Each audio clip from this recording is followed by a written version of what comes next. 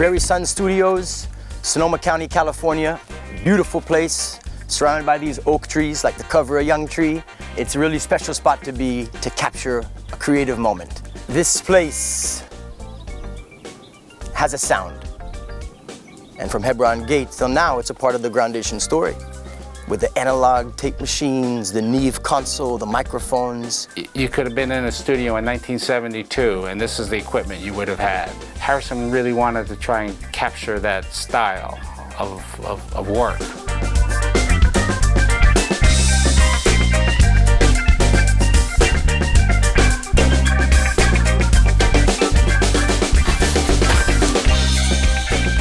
In the reggae world, Jim Fox is a legend, you know? Culture, Easier Vibration, Gregory Isaacs, Don Carlos, all these albums for years and years and years. You see the name Jim Fox, Lion and Fox Studios, Washington, D.C. This is Jim Fox. And whoa, Jim Fox, how do you do it? Jim Fox, it's no secret. It's just a 2-inch analog 24 track. That's it, sound done. He has a very calm energy.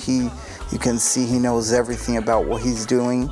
Great ears. Even just the playbacks, when we're listening back to our tracks, they already sound amazing. I don't know, he just made it easy. It was very exciting in the studio to come into the control booth and hear a sound that almost sounded ready for the record already. It sounded great, even when we were doing rough takes. Yeah, the approach I take is I'm pretty direct. I use it like if there's an instrument playing, especially an acoustic, like an acoustic guitar, you know, I have to get down on my knees and kind of listen to see if there's like a spot where the sound really sounds pure, you know, and that's where I want to put the microphone. Pick the right microphone, put it in the right spot, and I'm done.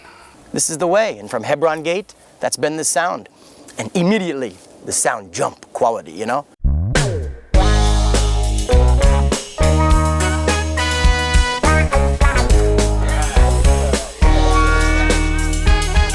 The analog definitely it's a warmer sound. I don't know how to fully describe it. It's the kind of thing you can't really put words to. Why do we want to record analog instead of digital?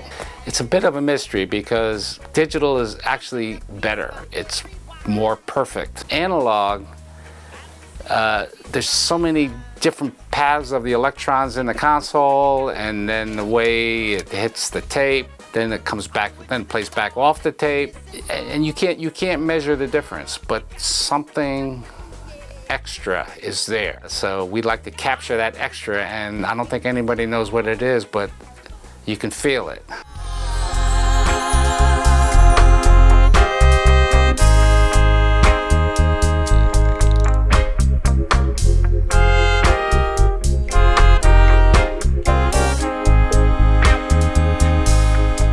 It's extremely difficult to record in analog.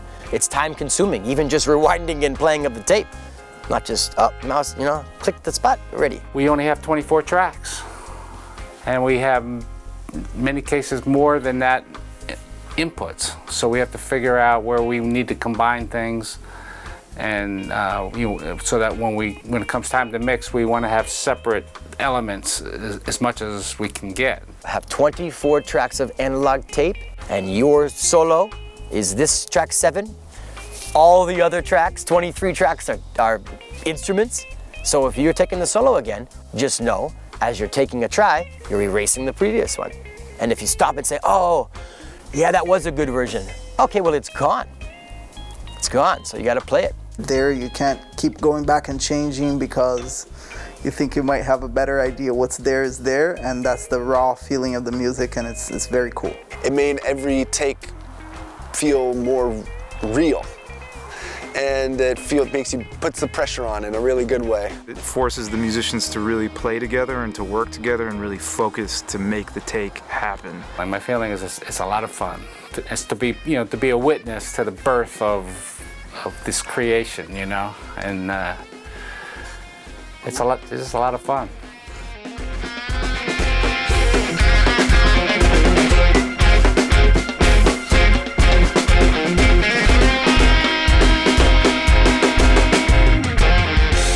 Very nice.